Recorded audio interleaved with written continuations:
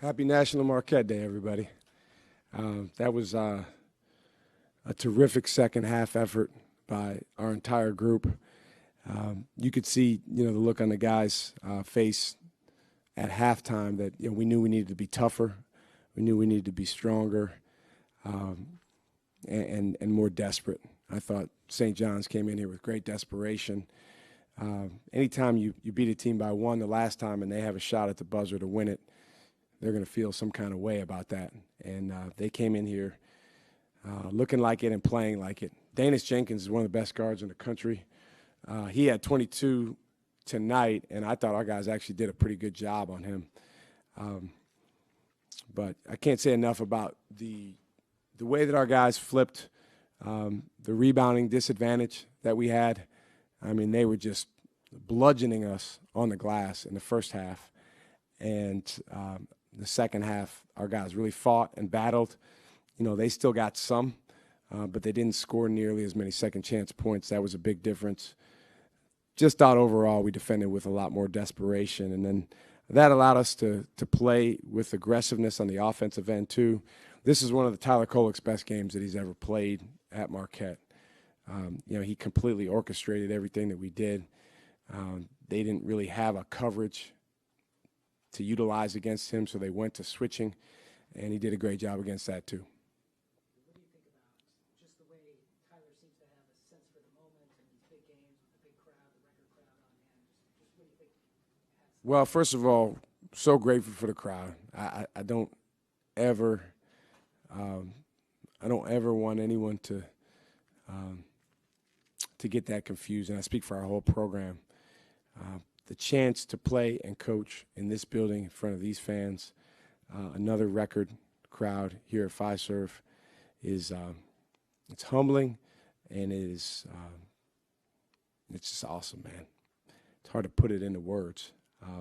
And we really, when National Marquette Day comes around, you really want to win for the fans, and because there's a feeling that, hey, we kind of need to win this game in order for National Marquette Day to be everything that everyone wants it to be.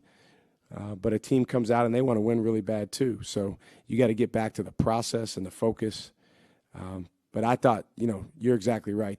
He's got a flair for just understanding that these things are going to work for me if I'm really, really aggressive. And I thought he attacked. There were some plays where he might have got bumped, didn't get the foul call, kept playing, kept attacking. And his teammates did a really good job of running into actions with him so that he could get the ball back even after he gave it up. You mentioned the turnaround and the rebound margin. How were y'all able to kind of flip that in the second half? What was the difference there? Just being tougher. I thought on a scale of 1 to 10 in the first half, our toughness level on the glass was below a 5. So that needed to change. That was talked about in the locker room. But most importantly, our guys looked at each other. They made an eyeball contract, and they said, hey, we're not going to go down by, somebody bullying us. And they stepped forward. Our guys have a lot of pride. They have a lot of character.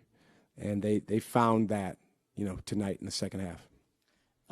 Kolek ended the first half with a 3, some momentum. Starts the second half with another 3. How much did those two baskets sort of help get you guys going? Well, the basket at the end of the first half was huge. We were down 15 with 2.5 minutes left in the first half, and that's a danger zone. I don't care if you're at home or on the road. You're down 15, and that thing gets extended to 17, 19, 20. It's not good. So to cut the lead to 9, Tyler's 3, but also the other plays we were able to make at the end of the first half, that made it, feel a lot more workable. And then I thought he's just set a tone early on. I'm going to be aggressive. If you're going to leave me open, I'm going to shoot the ball. Again, can't say this enough. There's no real way there's no perfect way to guard him in a pick and roll. So teams are going to try to go under. They're going to try to switch. They're going to try to blitz. They're going to try to hedge. They're going to try to ice. They're going to do different things, but he's seen it all. So it's just a matter of us attacking with the aggressiveness that we attacked with in the second half And a lot of credit goes to Tyler there. I'm running out of ways to ask about Stevie Mitchell's impact of the game. You know, I seem to ask the same way every time, but just what kind of impact did you see he had on the game? Well, he's one of one. He's a winner. You know, his impact, whatever it says on here or on here, they give me all these stats after the game, advanced analytics. Can't measure it. And his impact is immeasurable because he's such a domino. You know, he's such a domino for his teammates, such a domino for the crowd. I think Homer called him a Hall of Fame pest, which is a great way to describe him. But every game we put him on the other team's best guard. Dennis Jenkins is a terrific player. You know, he'll probably play for a long time at the next level. So I actually thought him only getting 22, we did a relatively good job on him. Chase wasn't wearing the big, bulky shoulder brace, but just what has he given you since he's coming back from that injury? Well, you know, I told you Stevie's one on one. Chase is extremely unique too, and those guys, when you have them together, now you got a tougher backcourt than most of the people we're going to go against.